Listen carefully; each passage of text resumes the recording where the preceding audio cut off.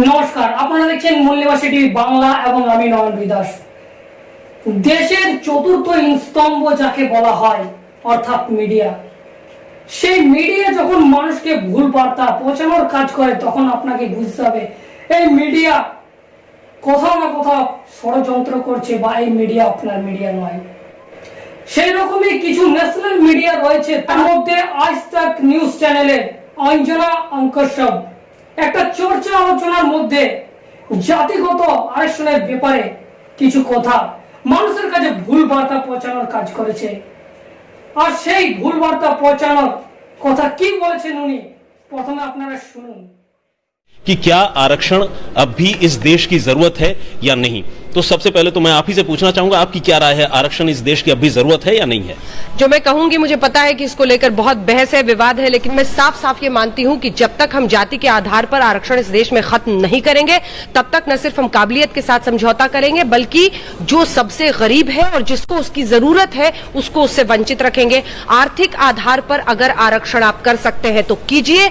जो वंचित है, जो नीचे है, जो गरीब है, जो पहले से सत्ता में नहीं है, जो पहले से किसी ब्यूरोक्रेट के घर में नहीं है, अगर आप कर सकते हैं ऐसी कोई व्यवस्था जिसमें आप ये कह दें कि भाई साहब आपने एक बार ले लिया, अब आपके परिवार वाले को नहीं मिलेगा, अब उसको मिलेगा, जो गरीब है, जो परेशान है, तब तक आप एक ऐसी खून लगी हुई व्यवस्था के साथ आगे बढ़ रहे हैं जिसने आज तक ना तो एम्पावर किया है SC ST को, दलित को, ना ही आज तक उसने उसको वो सम्मान दिलाया है। सिर्फ एक नौकरी दिला देने से ना आप सम्मान दिला सकते हैं ना आप बराबरी कर सकते हैं। क्या आरक्षण की शुरुआत क्यों हुई थी? आरक्षण की शुरुआत दलितों को मुख्य धारा में लाने के लिए हुई थी, जिसका हाँ तो नहीं हुआ ना, की गई थी ना, उसको जब तक मैं वही कह रहा हूँ ना, देखिए जब तक मन का भेद नहीं मिटेगा, जब तक दलितों को गले लगाने की मानसिकता नहीं होगी तब तक आरक्षण देने से कोई फायदा नहीं होगा। जी हरमीत जी, मन के भेद मिटाने के लिए उसके बाद इसी को कंटिन्यू मेरे पास नहीं है, आपके पास ये तो लाइए, मन का भेद मिटाने का ब्लूप्रिंट लाइए। ये तो मन का भेद बढ़ रहा है, उसको हटाने का तरीका है कि जातिगत आधार पर आधारित हो।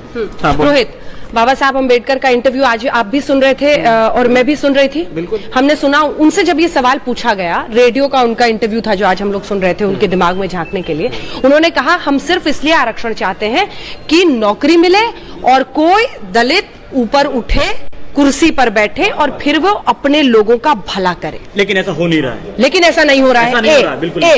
दूसरा, उन्होंने महात्मा के विरोध में जो कुछ कहा वो भी हमने सुना। वो महात्मा गांधी को बिल्कुल पसंद नहीं करते थे। उन्होंने कहा मैं अपने जीवन में कभी उनको महात्मा नहीं मानता हूं, मैं ये मानता हूं कि सिर्फ अपने आंदोलन में, स्वराज मूवमेंट में समर्थन के लिए महात्मा गांधी ने दलितों के हक की बात की थी। वो नहीं चाहते थे उन्हें रिजर्वेशन मिले, ठीक है।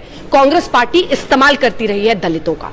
अब मुझे बताइए कि वो छुआछूत खत्म हुआ हो या नहीं रिजर्वेशन पर, जो एक बहस में छुआछूत है कि नहीं भैया जाति वाला इश्यू मत उठाना।